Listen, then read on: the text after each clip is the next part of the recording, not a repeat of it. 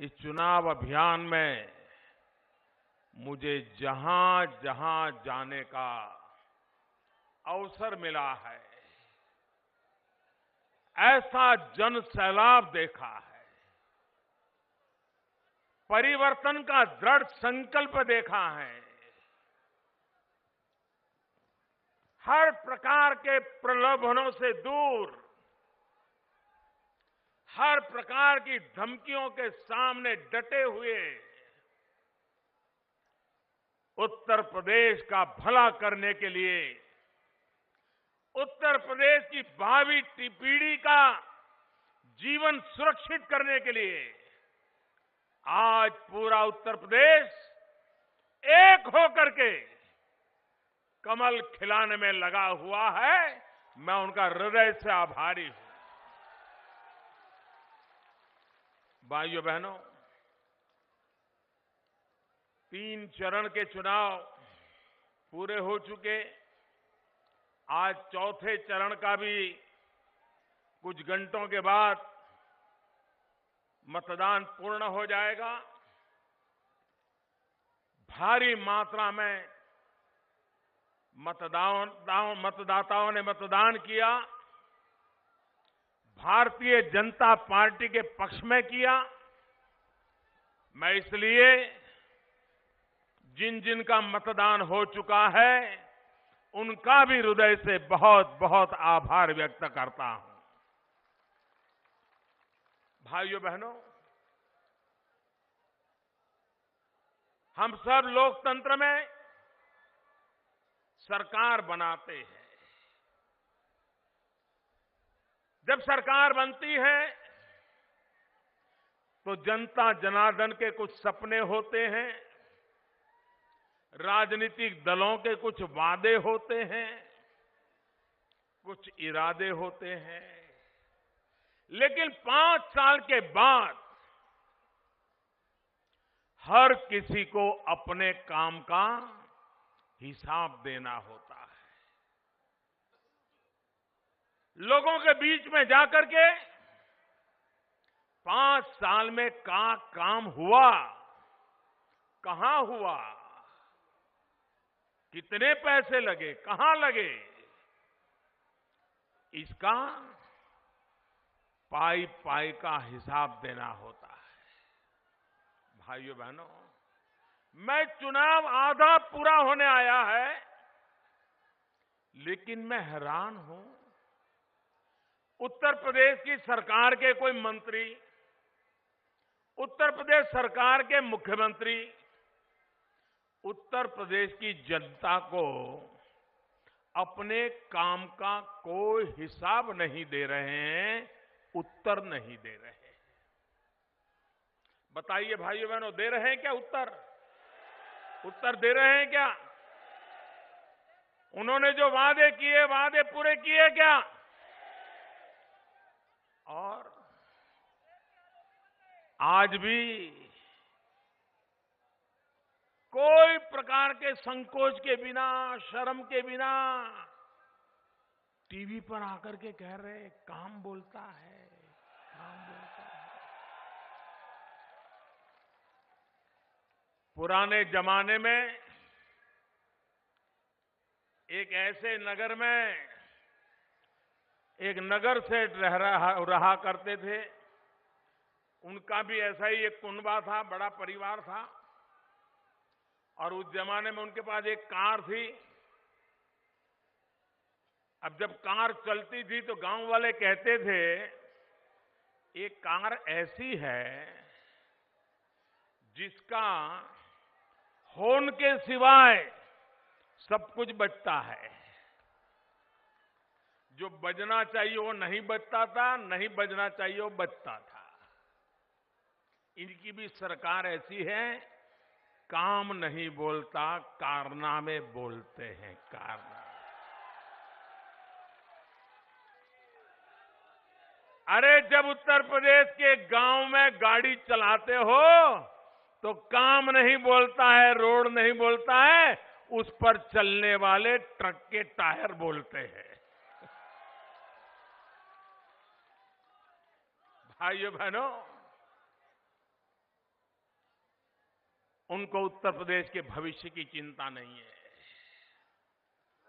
अभी कुछ दिन पहले उन्होंने कहा कि हमने दिल बड़ा करके समझौता किया है। क्यों? तो हमारे परिवार में सब बड़े बड़े लोग हमें हराने के लिए मैदान में आ गए थे, तो हमें लगा कि समझौता करेंगे तो बच जाएंगे। ये मुख्यमंत्री जी ने कहा है और कहते हैं दिल बड़ा करके किया है। अखिलेश जी, दिल बड़ा करके नहीं हुआ, ये तो दिल कड़ा करके हुआ है, मजबूरन हुआ है, आप ही ने स्वीकार किया है। और ये आपको बचा पाएंगे क्या? आज कांग्रेस की कहीं पर भी बचने की खबर आती है क्या? अभी 2 दिन पहले उड़ीसा के नतीजे आए, कांग्रेस साफ हो गई।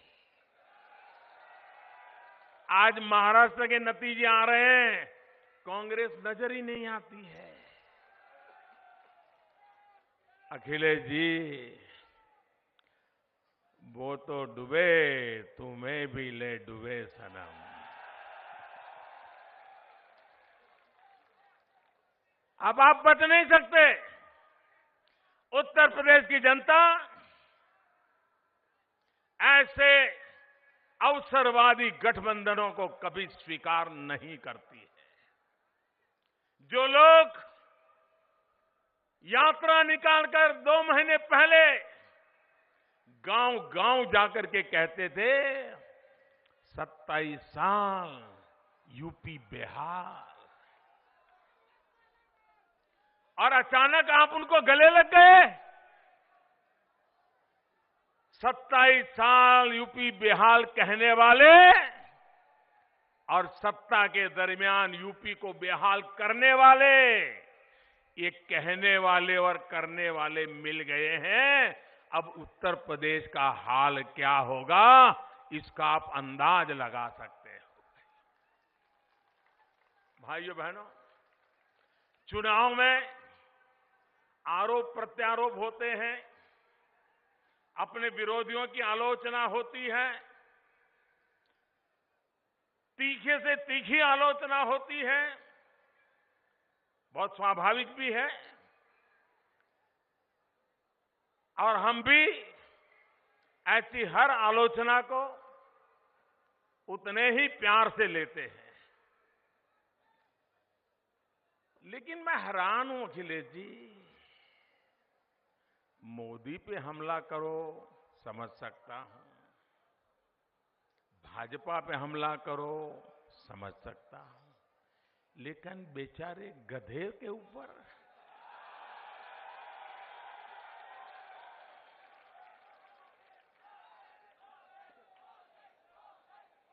आपको गधे का भी डर लगने लगता है क्या? अरे वो तो सैकड़ों किलोमीटर दूर है, आप इतने घबराते काहे हो?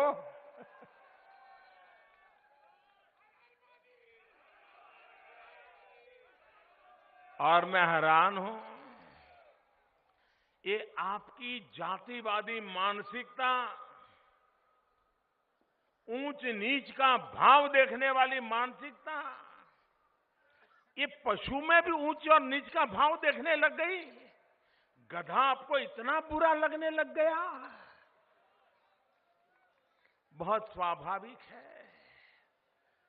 आपकी सरकार तो इतनी एफिशिएंट है, इतनी एफिशिएंट है कि किसी की भैंस खो जाए तो पूरी सरकार खोजने के लिए लग जाती है जी। यही तो आपकी सरकार की पहचान है। लेकिन अखिलेश जी, आपको पता नहीं है, गधा भी हमें प्रेरणा देता है।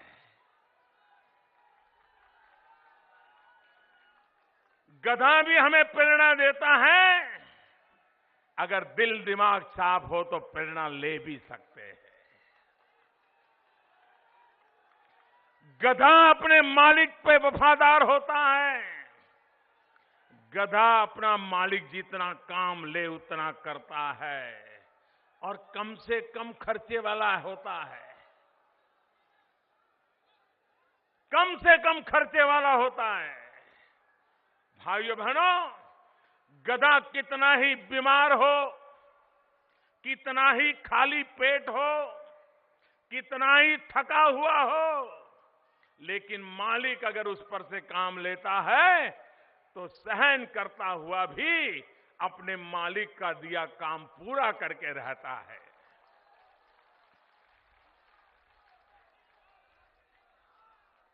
अखिलेश जी, ये 125 करोड़ देशवासी मेरे मालिक हैं।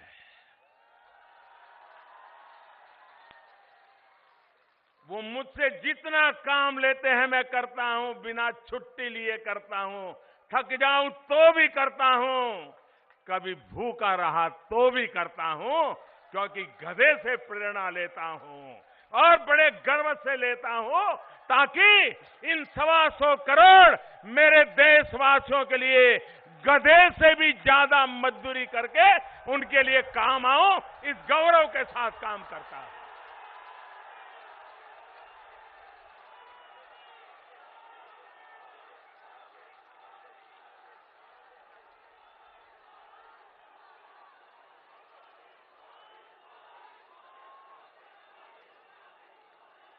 और गधा उसकी पीठ पर चीनी हो या उसकी पीठ पर चूना हो, गधा कभी भेद नहीं करता है। चीनी हो तो ज्यादा चलना, चूना है तो नहीं चलना, ये गधे का स्वभाव नहीं होता है। वो तो उन लोगों का होता है जो भ्रष्टाचार में डूबे होते हैं, किस रंग की नोट टेबल पे आई है उस रंग के हिसाब से काम करते हैं। गधा ऐसा नहीं करता है।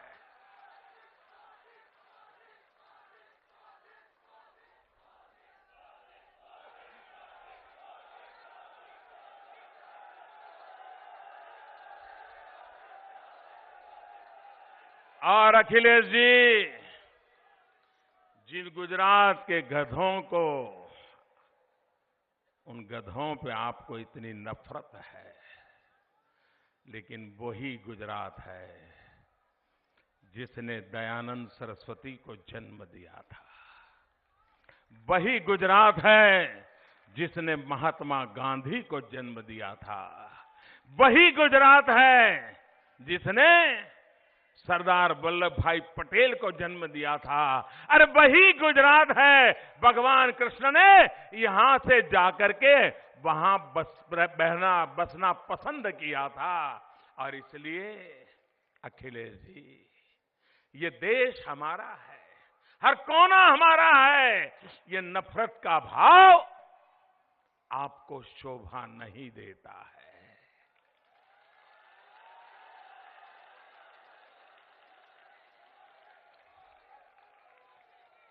भाइयों बहनों,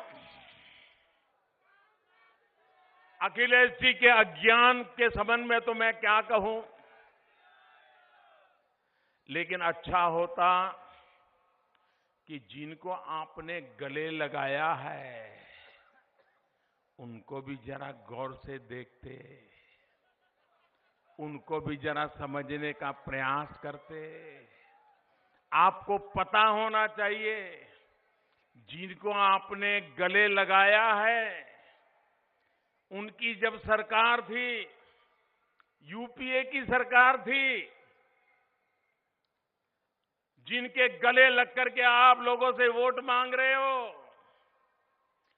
उस यूपीए सरकार ने 2013 में इसी गधों का पोस्टल स्टैंप निकाला था।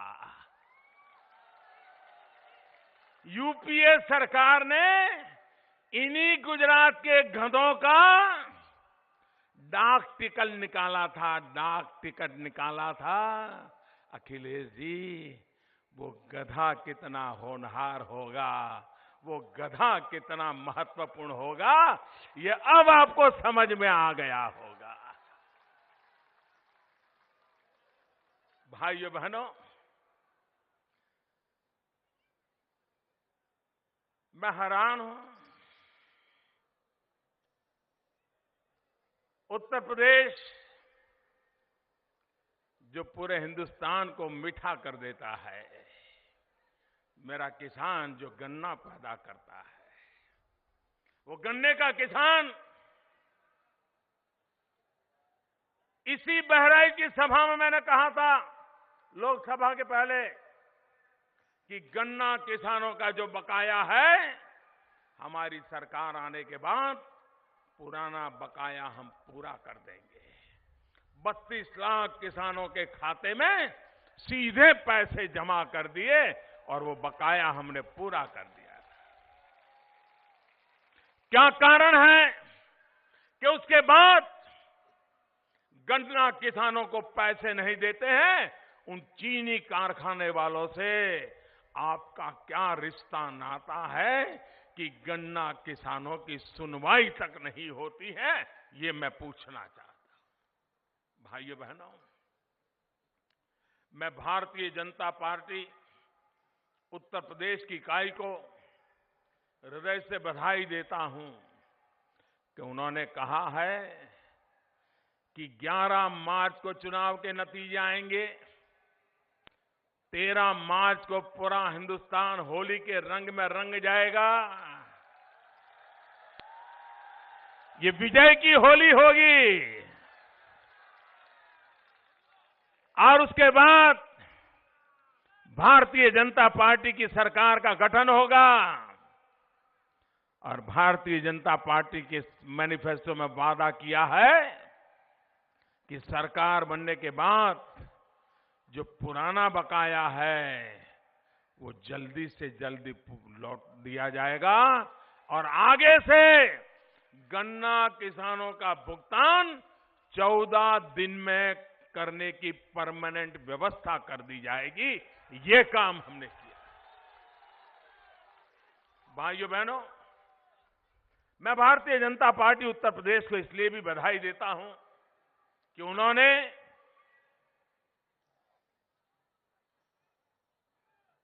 छोटे किसान, उनकी फसल का, उन पर जो कर्ज है वो कर्ज माफ करने का वादा किया है। मेरे बहराइच के भाइयों बहनों, आपको पता है मेरा बहराइच से नाता कितना गहरा है।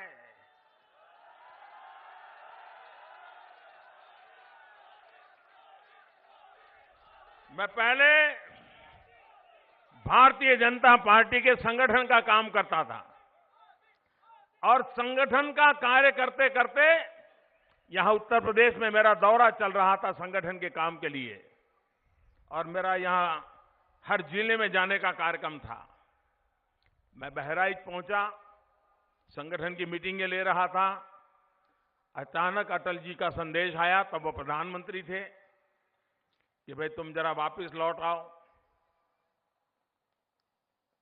अब मैं यहां सारा कार्यक्रम बना करके बैठा था, तो यहीं से मुझे वापस जाना पड़ा और बहराइच में भारतीय जनता पार्टी के संगठन महासचिव के नाते मेरी आखिरी मीटिंग हुई और यहां के जाने के तुरंत बाद मुझे मुख्यमंत्री के रूप में काम करने की जिम्मेवारी आ गई। संगठन के कार्य में बहराइच मेरा आखिरी कार्यक्रम हुआ था और बाद में मैं गया दिल्ली, कुछ काम में रहा। 2 दिन के बाद अटल जी से मिला तो मुझे नई जिम्मेवारी आ गई। तो बहराइच में कभी हमेशा मुझे याद रहेगा। उस बहराइच में जब मैं आया हूं तो भाइयों बहनों, मैं यूपी का सांसद भी हूं और ये यूपी है जिसने इतना भारी समर्थन दिया कि पूर्ण बहुमत के साथ प्रधानमंत्री के रूप में मुझे सेवा करने का सौभाग्य मिला।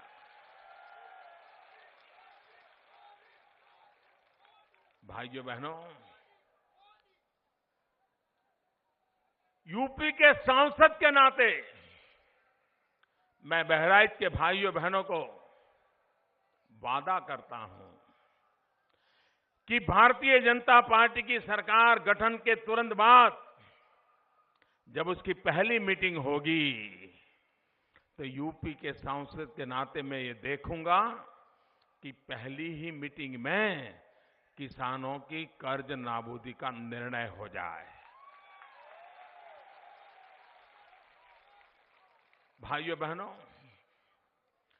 ये हमारा बहराइच ब्रह्मा से जुड़ा हुआ,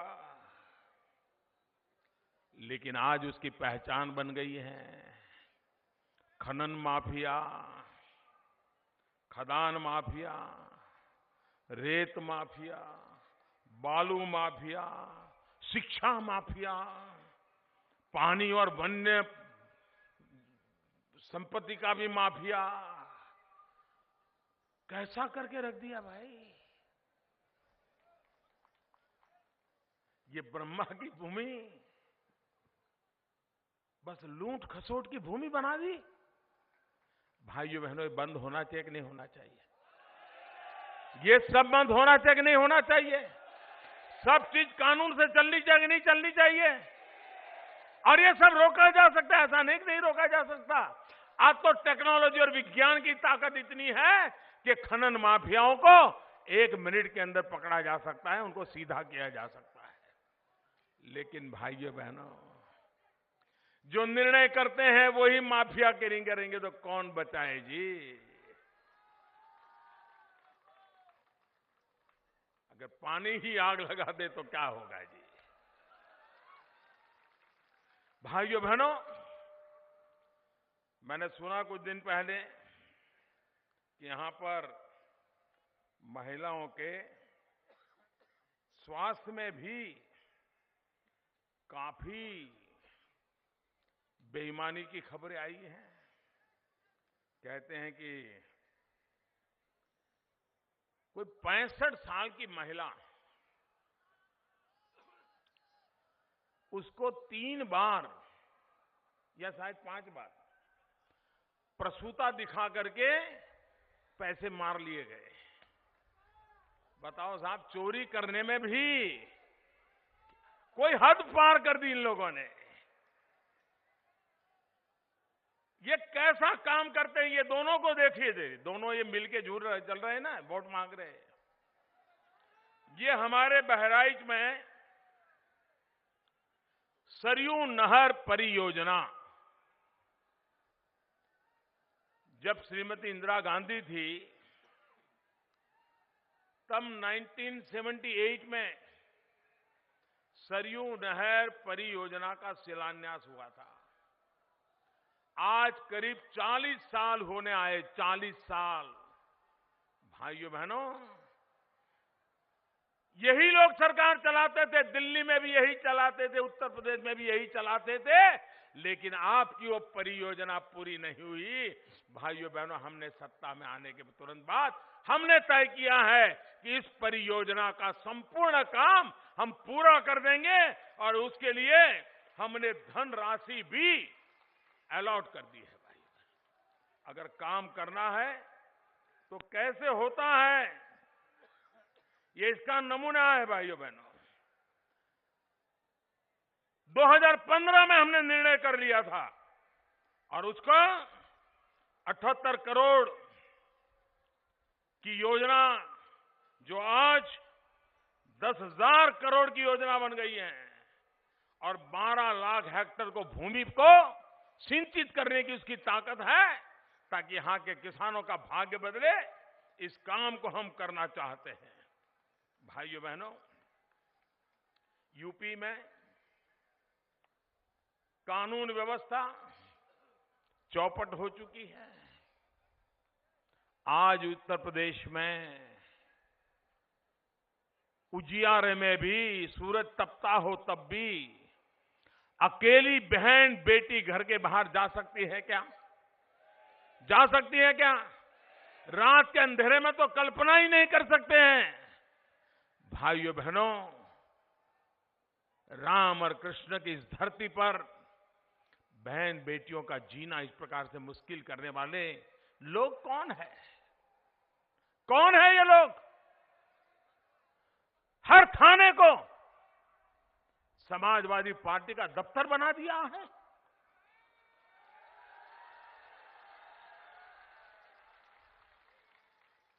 और बेचारा छोटा हवालदार वो क्या करेगा? अगर वो सत्य के रास्ते पर चलना चाहेगा तो लखनऊ से हुक्म आएगा, उसकी तो नौकरी चली जाएगी।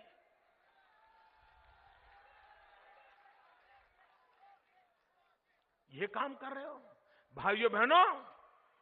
ये ऊपर से नीचे इनका चरित्र में ही समस्या है। समाज के प्रति एक दायित्व होता है। ऐसा कैसा चरित्र कि सरकार चलती है, चले, जैसी चले वैसी चले, लोगों का जो होता है होता रहे। क्या ये चरित्र होता है क्या? भाइयों बहनों, हमारे यहां लोग शुभ काम करते हैं तो गायत्री मंत्र का जाप करते हैं। लेकिन ये दो लोग ऐसे हैं कि चुनाव अभियान कर रहे हैं तो गायत्री प्रजापति का मंत्र जपते हैं। अब जो गायत्री प्रजापति के मंत्र जपते हो, जिन पर गंभीर से गंभीर आरोप लगते हो, एफआईआर लॉन्च होने के बाद उनको अरेस्ट करने के बजाय उनके लिए वोट मांगने के लिए आप जाते हो। भाइयों बहनों, जिनको कोई डर नहीं है, लोगों का, जनता जनार्दन का डर नहीं बचा है, ऐसे लोग सत्ता में रह करके जनता को कुचल देते हैं, जनता के अरमानों को कुचल देते हैं। ऐसे लोगों को सत्ता पर आने का कोई हक नहीं बनता है। भाई आप मुझे बताइए भाइयों बहनों, नौजवानों को पलायन क्यों करना पड़ रहा है? कि हमारा देश का नौजवान अपने बूढ़े मां बाप के साथ अपनी जिंदगी गुजारना चाहता है कि नहीं है? अपने खेत खलिहान, यार दोस्त, उनके बीच रहना चाहता है कि नहीं चाहता है? लेकिन बूढ़े मां बाप को पेट भरने के लिए उसे गांव छोड़ करके शहरों की गंदी बस्ती में जिंदगी गुजारना पड़ता है, क्योंकि जनपद के अंदर जो विकास होना चाहिए, रोजगार के जो अवसर मिलने चाहिए, उस पर उपेक्षा की जाती है। अगर कानून व्यवस्था ठीक नहीं होगी तो कोई उद्योग धंधा कारखाना लगाने के लिए नहीं आएगा, वो डरेगा, माफियाओं को कैसे पालेगा। और इसलिए भाइयों बहनों, अगर यहां कानून व्यवस्था ठीक होती है तो उद्योग रोजगार की भी संभावना बढ़ती है।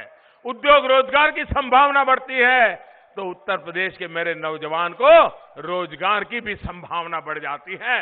उसको अपना जनपद छोड़ करके, गांव छोड़ करके, अपना बूढ़े मां बाप को छोड़ करके शहर की गंदी बस्ती में जीने के लिए मजबूर नहीं होना पड़ता है। इसलिए भाइयों बहनों, हमारा मकसद है विकास। और जब हम विकास की बात करते हैं तो हमारे दिमाग में साफ है भाइयों बहनों, हम बड़ी बड़ी बातें नहीं करते हैं, आसमान में से तारे तोड़ करके लाने की बातें नहीं करते हैं, सीधी सीधी बात करते हैं। हम जब विकास की बात करते हैं तो हम कहते हैं किसान को सिंचाई मिले,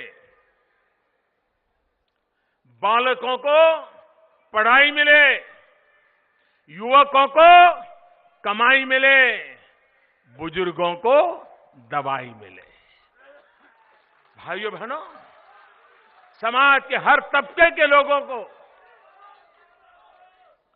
आप हैरान होंगे, ये गरीब गरीब गरीब के नारे लगाने वाली सरकारें, हमारे यहां दवाइयां कितनी महंगी थी और दवाई का दाम कम करने की इनमें हिम्मत नहीं थी। सरकार बनने के बाद हमने इसके पीछे काम लगाया। हमने कहा गरीब आदमी बीमार होता है तो उसका पूरा परिवार परेशान हो जाता है, आर्थिक रूप से टूट जाता है, बीमारी में उसको कर्ज करना पड़ता है। उस कर्ज से मुक्ति दिलाने के लिए दवाई महंगी नहीं होनी चाहिए। हमने 800 दवाइयों की सूची बनाई जो सामान्य मानव को विशिष्ट बीमारी में काफी महंगी पड़ती है। हमने दवाई बनाने वालों को बुलाया, हमने कहा भाई ये गरीब आदमी इतनी महंगी दवाई नहीं ले सकता है, मर जाएगा। वो दवाई से ही मर जाएगा, कम करो। मानते नहीं थे। 1 मीटिंग, 2 मीटिंग, 5 मिनट, पूरी हर चीज की बारीक से हिसाब लिया है।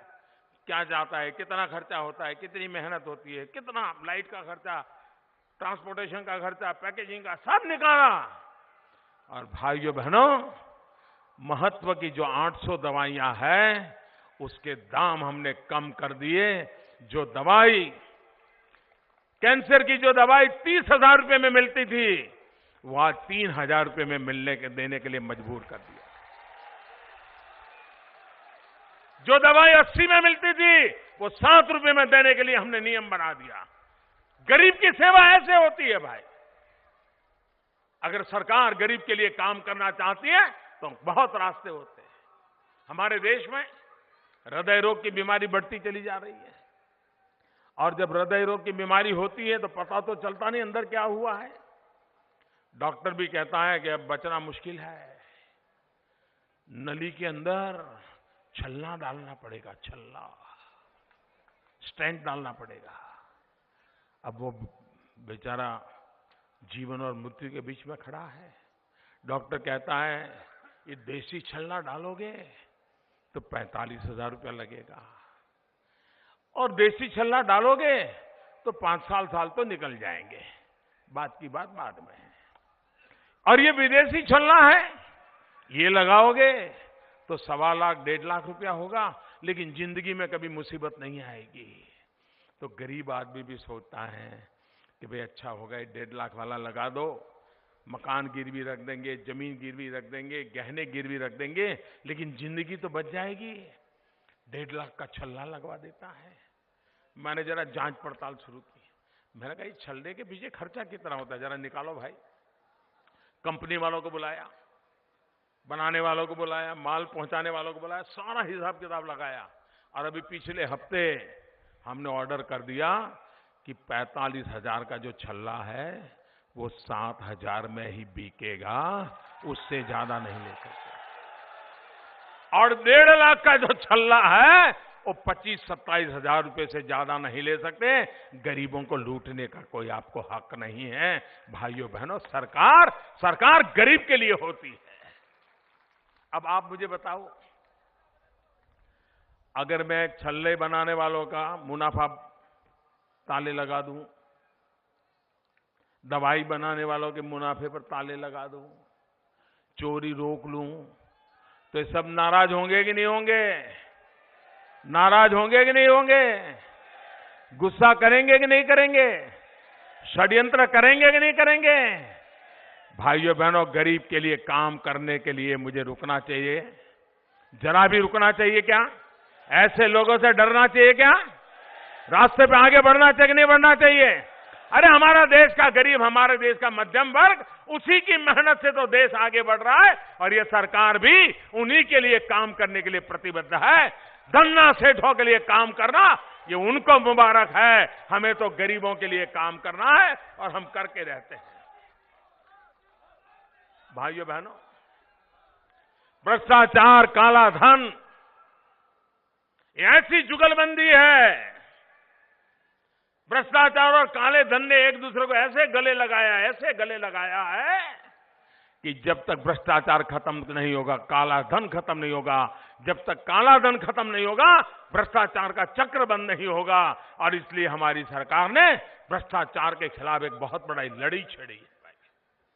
8 तारीख को रात को 8 बजे नवंबर महीने में, दिवाली के बाद टीवी पर आकर के मैंने कहा, मेरे प्यारे देशवासियों, और 500 और 1000 की नोट 70 साल के जज उन्होंने इकट्ठी करके रखी थी। सब लोगों को लगा अब रुपये बैंक में जमा किए बिना चारा नहीं है। एक एक पाइप बैंक में जमा करने के लिए मजबूर कर दिया। लूट का माल था, वो खजाने में डालना पड़ा। अब सरकार बराबर जांच कर रही है, किसका है, कहां से आया, कैसे आया। भाइयों बहनों, देश को लूटने का किसी को हक नहीं है। और मैं छोटे व्यापारियों को कहना चाहता हूं, मेरा छोटे व्यापारियों से कोई झगड़ा ही नहीं है जी। मान लिए छोटे व्यापारी ने गलती की होगी तो क्या की होगी? 80 रुपये का माल 90 रुपये में बेचा होगा, 50 रुपये का माल 55 में बेचा होगा, कुछ ज्यादा मुनाफा खाया होगा। सरकार को उसने अपना हिसाब देना है तो 100 का हिसाब देने के बजाय उसे 80 का दिया होगा, 20 रुपये का नहीं दिया होगा। लेकिन भाइयों बहनों, देश की मुसीबत तो उन लोगों ने पैदा की है जो पद पर बैठे हैं और पद पर बैठ करके लोगों को लूटा है, कागज पे साइन करने के लिए लूटा है, बड़े बड़े नेताओं ने लूटा है, बड़े बड़े बाबुओं ने लूटा है। मेरी लड़ाई उनके खिलाफ है।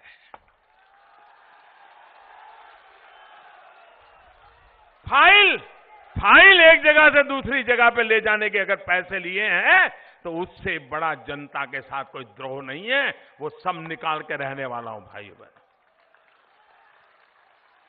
और मुझे इस काम के लिए आपका आशीर्वाद चाहिए भाइयों बहनों। भ्रष्टाचार को खत्म करके देश के गरीबों के कल्याण के लिए काम करना है। और मैंने देशवासियों को वादा किया है, 70 साल जिन्होंने देश का लूटा है वो मैं गरीबों को लौटा के रहूंगा। ये काम करने के लिए निकला हूं भाइयों बहनों।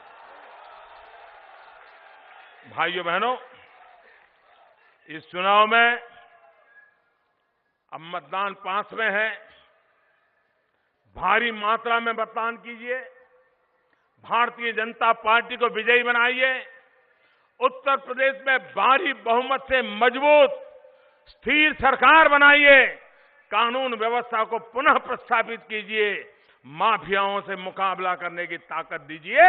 आप देखिए उत्तर प्रदेश को जैसा आप चाहते हैं वैसा बनाने की दिशा में हम चल पड़ते हैं कि नहीं चल पड़ते हैं। इसी एक विश्वास के साथ मेरे साथ पूरी ताकत से बोलिए, भारत माता की, भारत माता की, भारत माता की। बहुत बहुत धन्यवाद भाइयों।